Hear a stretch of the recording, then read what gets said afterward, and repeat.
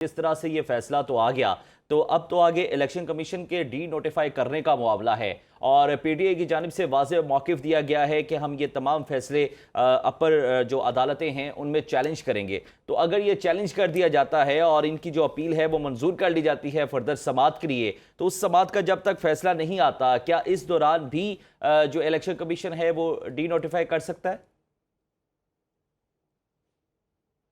देखिए, जो article 63(1)H है उसके अंदर ये है कि अगर कोई भी मेंबर पार्लियामेंटेरियन है, उसमें आपके सेनेटर्स हैं या उसके बाद आपके नेशनल असेंबली के मेंबर या प्रोविंशियल असेंबली के मेंबर्स, अगर किसी भी कॉम्पिटेंट कोर्ट से उन्हें सजा 2 साल या 2 साल से ज्यादा होती है, तो वो उसके बाद जो अगला प्रोसेस है वो ये है, कॉन्स्टिट्यूशन कहता है कि वो स्टैंड डिस्क्वालीफाई है। अगला प्रोसेस जो है वो 63(1)(2) के अंदर लिखा हुआ है कि जिसके अंदर जो कंसर्न स्पीकर है या उसके बाद सेनेट का चेयरमैन है या नेशनल असेंबली का स्पीकर है,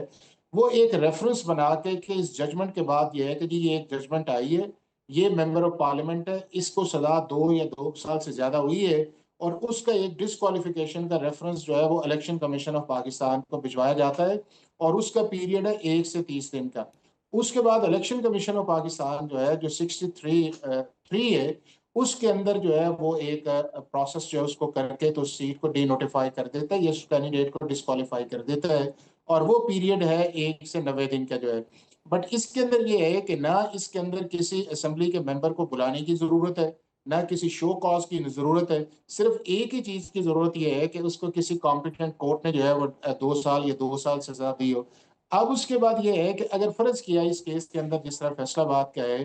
अगर ये अपील्स फाइल करते हैं कि जो इन्होंने 15 दिन के अंदर अपील्स फाइल करनी है हाई कोर्ट के अंदर, अगर ये अपील फाइल करती हैं और अपील के अंदर हाई कोर्ट इनकी सजा जो है उसको सस्पेंड कर देती है, तो उसके अंदर ये होगा कि जो इलेक्शन कमीशन ऑफ पाकिस्तान का नोटिफिकेशन है या स्पीकर का रेफरेंस जो है, वो दोनों को बुनियाद बना के उसके खिलाफ भी एक प्रेयर की जाएगी कि उस नोटिफिकेशन को सस्पेंड किया जाए। तो जितनी देर सजा सस्पेंड रहेगी उतनी देर तक इलेक्शन कमीशन ऑफ पाकिस्तान का जो डी सीट का नोटिफिकेशन है या डिस्क्वालिफिकेशन का है वो सस्पेंड रहेगा। और उसके बाद अगर फाइनल जजमेंट आ जाती है और इनको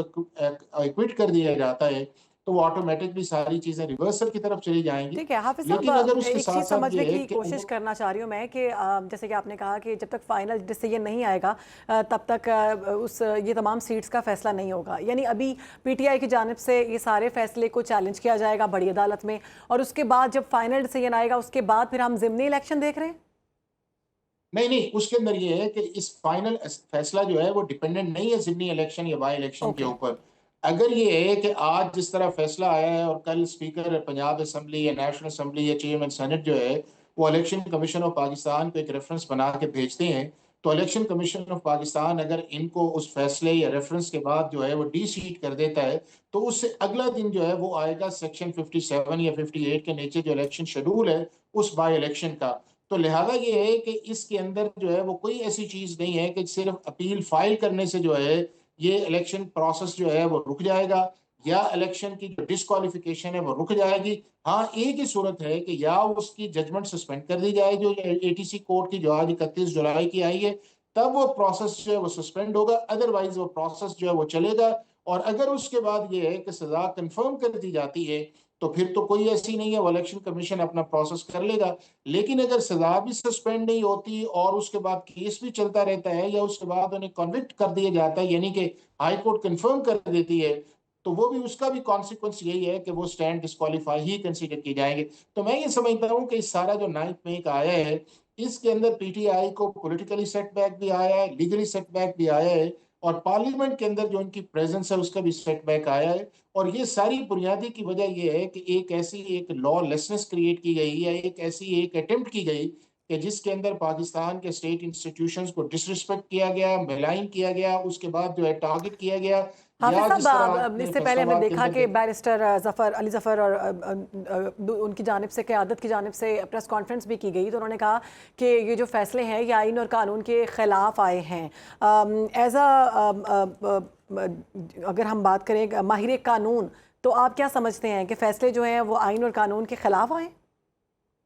देखिए, जितनी भी प्रोसीडिंग्स आई है वो ये है कि आइन और कानून के नीचे रह के आई है। आइन और कानून ये है कि आइन के अंदर ही सुप्रीम कोर्ट ऑफ पाकिस्तान के पास ये गए कि इन केसेस के अंदर हमें बेल चाहिए। सुप्रीम कोर्ट ने 4 माह के अंदर जो है कहा कि आप ट्रायल करें। अगर ये अदालत ही गलत होती, आइन के नीचे काम ही नहीं करती, तो सुप्रीम कोर्ट ऑफ पाकिस्तान जो है वो उनको भिजवाती ना कि ये आप 4 माह में फैसला करें। या ये आइन और कानून के खिलाफ थी तो इन्होंने किसी जगह चैलेंज किया कि आइन और कानून के खिलाफ अदालत काम कर रही है। को हाई कोर्ट के अंदर आपको कोई पिटीशन नजर आई है कि किसी एटीसी कोर्ट की, किसी एक कोर्ट की जुरिस्डिक्शन को जो है वो हाई कोर्ट या सुप्रीम कोर्ट के अंदर चैलेंज किया गया हो कि एटीसी की जुरिस्डिक्शन ही नहीं है? तो ये सारे का सारा एक, मैं समझता हूँ, पॉलिटिकल नैरेटिव है। और उसी पॉलिटिकल नैरेटिव की वजह से जो लीगल प्रॉब्लम्स है वो पीटीआई की बहुत ज्यादा है। चाहे आपकी एलोकेशन ऑफ रिजर्व सीट्स बिल्कुल के अंदर सही, आया पीटीआई जाए, की चाहे मुश्किलात नहीं में मजीद इजाफा हुआ है। अदालत ने हसास इदारे पर हमले केस में 185